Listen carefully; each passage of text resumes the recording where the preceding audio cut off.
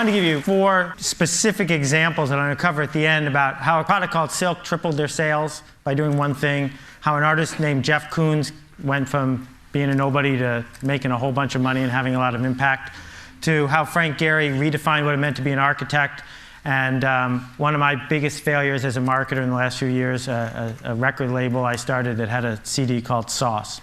But before I can do that, I got to tell you about sliced bread and a guy named Otto Rohwedder.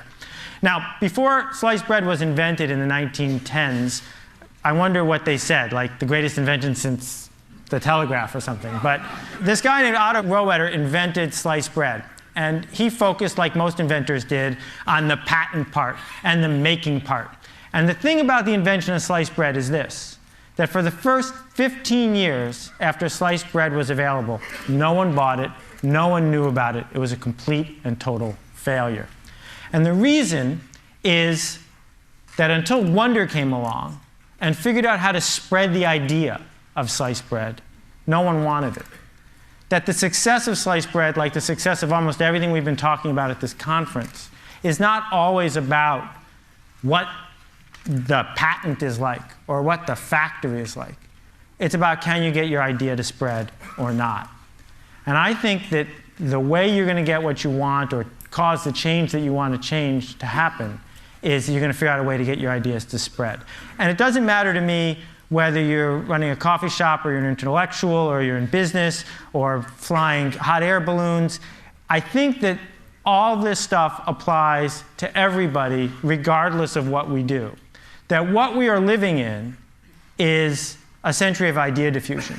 That people who can spread ideas, regardless of what those ideas are, win. And when I talk about it, I usually pick business because they make the best pictures that you can put in your presentation, and because it's the easiest sort of way to keep score. But I want you to forgive me when I use these examples because I'm talking about anything that you decide to spend your time to do. At the heart of spreading ideas is TV and stuff like TV. TV and mass media made it really easy to spread ideas in a certain way. I call it the TV industrial complex. And the way the TV industrial complex works is you buy some ads, interrupt some people, that gets you distribution. You use the distribution you get to sell more products. You take the profit from that to buy more ads. And it goes around and around and around the same way the military industrial complex worked a long time ago. That model of, and we heard it yesterday, if we could only get on the homepage of Google, if we could only figure out how to get promoted there, if we could only figure out how to grab that person by the throat and tell them about what we want to do, if we could do that, then everyone would pay attention, we would win. Well, this TV industrial complex informed my entire childhood and probably yours. I mean, all of these products succeeded because someone figured out how to touch people in a way that they weren't expecting, in a way they didn't necessarily want, with an ad over and over and over again until they bought it. And the thing that's happened is they canceled the TV industrial complex. That just over the last few years, what anybody who markets anything has discovered is it's not working the way that it used to. This picture is really fuzzy. I apologize. I had a bad cold when I took it. But the product in the blue box in the center is my poster child. Right? I go to the deli. I'm sick. I need to buy some medicine. The brand manager for that blue product spent $100 million trying to interrupt me in 1 year. $100 million interrupting me with TV commercials and magazine ads and spam and coupons and shelving allowances and spiffs. Also, I could ignore every single message. And I ignored every message because I don't have a pain reliever problem. I buy the stuff in the yellow box I always have. And I'm not going to invest a minute of my time to solve her problem because I don't care. Here's a magazine called Hydrate. It's 180 pages about water. Right? Articles about water, ads about water. Imagine what the world was like 40 years ago when it was the Saturday Evening Post and Time and Newsweek. Now there are magazines about water. New product from Coke Japan, water salad. Okay? Coke Japan comes out with a new product every 3 weeks because they have no idea what's going to work and what's not. This, I couldn't have written this better myself. It came out 4 days ago. I've circled the important parts so you can see them here.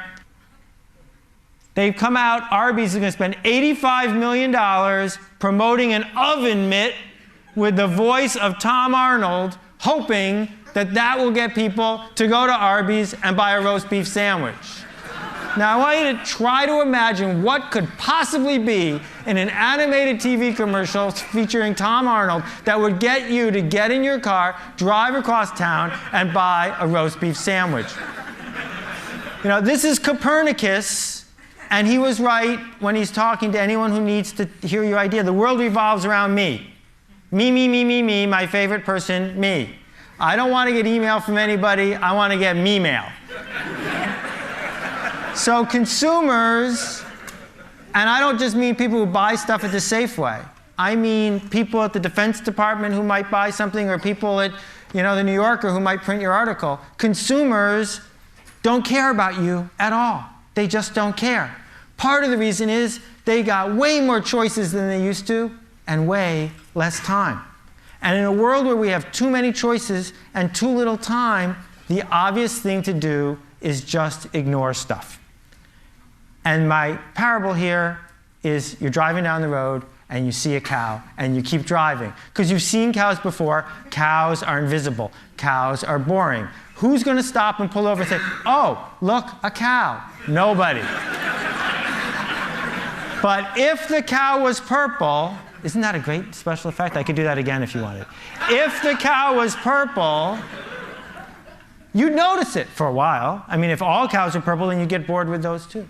The thing that's going to decide what gets talked about, what gets done, what gets changed, what gets purchased, what gets built is it remarkable?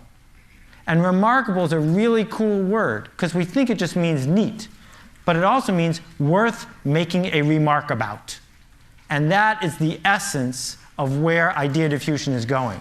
That two of the hottest cars in the United States is a $55,000 giant car, big enough to hold a Mini in its trunk. People are paying full price for both, and the only thing they have in common is that they don't have anything in common. Every week, the #1 best-selling DVD in America changes. It's never The Godfather, it's never Citizen Kane, it's always some third-rate movie with some second-rate star. But the reason it's #1 is because that's the week it came out. Because it's new, because it's fresh, because people saw it and said, I didn't know that was there, and they noticed it. Two of the big success stories the last 20 years in retail. One sells things that are super expensive in a blue box, and one sells things that are as cheap as they can make them. The only thing they have in common is that they're different. We're now in the fashion business. No matter what we do for a living, we're in the fashion business. And the thing is, people in the fashion business know what it's like to be in the fashion business. They're used to it.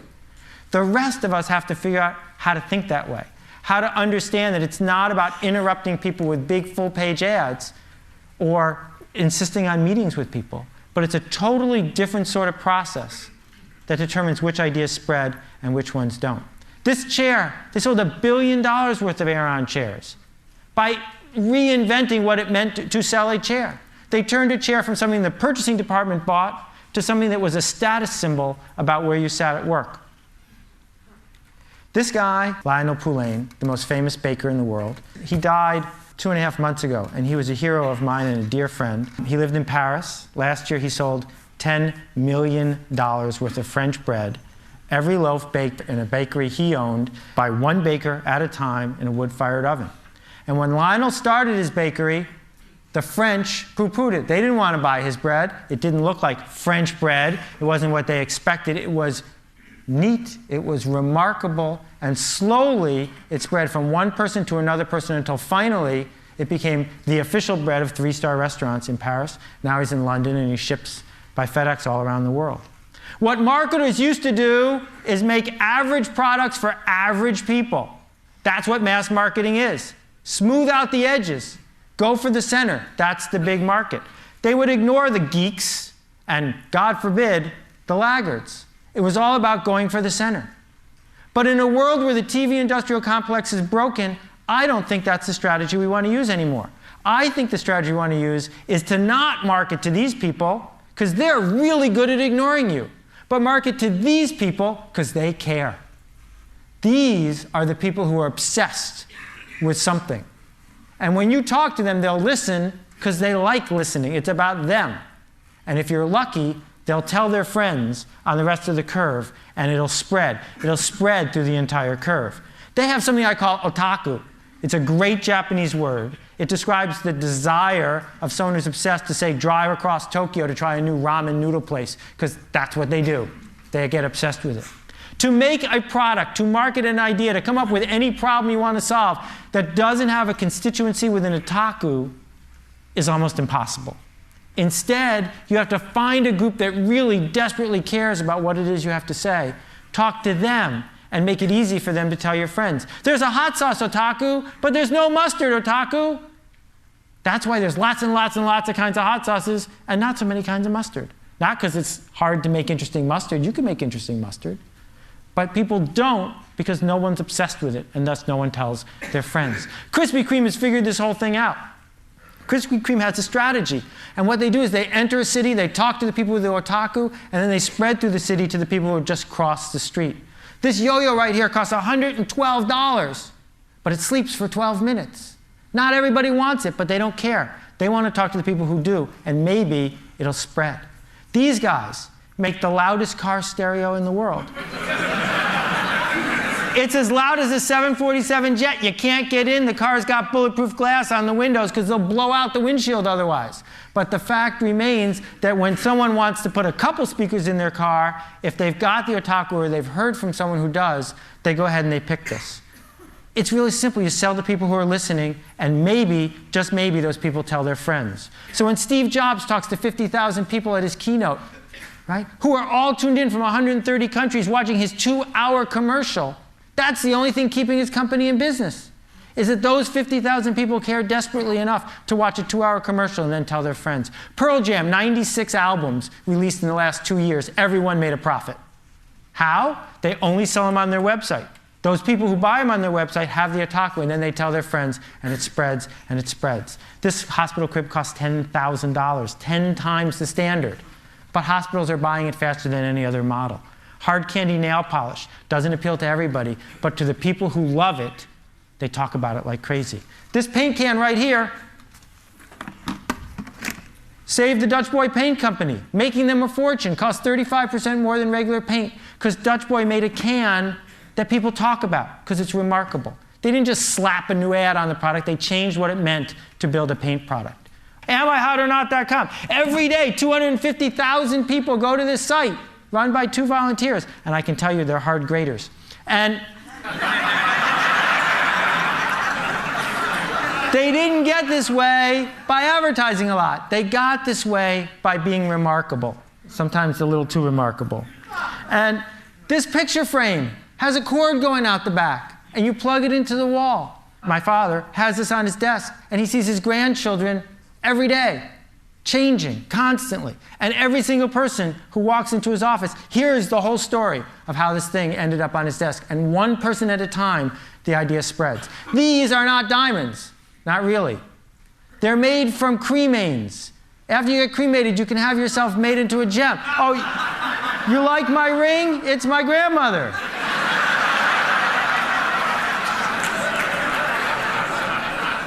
Fastest growing business in the whole mortuary industry. But you don't have to be Ozzy Osbourne. You don't have to be super outrageous to do this. What you have to do is figure out what people really want and give it to them. A couple quick rules to wrap up. The first one is design is free when you get to scale. And the people who come up with stuff that's remarkable, more often than not, figure out how to put design to work for them. Number 2, the riskiest thing you can do now is be safe. Procter & Gamble knows this. Right? The whole model of being Procter & Gamble is always about average products for average people. That's risky. The safe thing to do now is to be at the fringes, be remarkable. And being very good is one of the worst things you can possibly do. Very good is boring. Very good is average. It doesn't matter whether you're making a record album or you're an architect or you have a tract on sociology. If it's very good, it's not going to work because no one's going to notice it. So, my 3 stories. Silk. Put a product that does not need to be in the refrigerated section next to the milk in the refrigerated section. Sales tripled.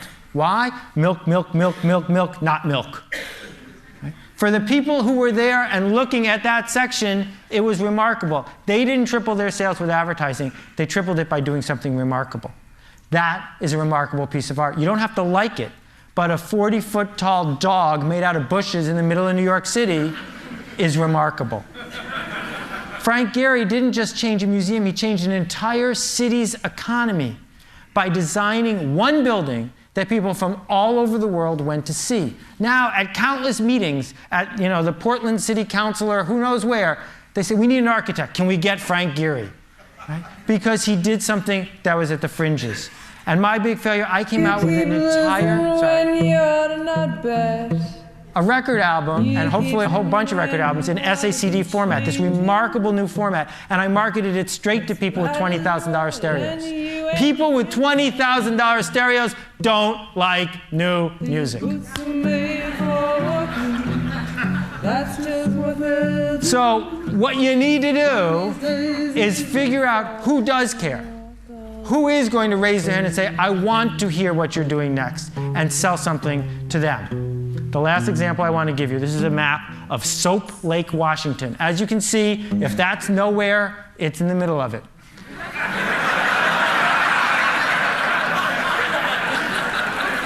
But they do have a lake. And people used to come from miles around to swim in the lake. They don't anymore. So the founding fathers at Soap Lake said, we got some money to spend. What could we build here? And like most committees, they were going to build something pretty safe. And then an artist came to them. This is a true artist rendering. He wants to build a 55-foot tall lava lamp in the center of town. That's a purple cow. That's something worth noticing. I don't know about you, but if they build it, that's where I'm going to go. Thank you very much for your attention. I appreciate it.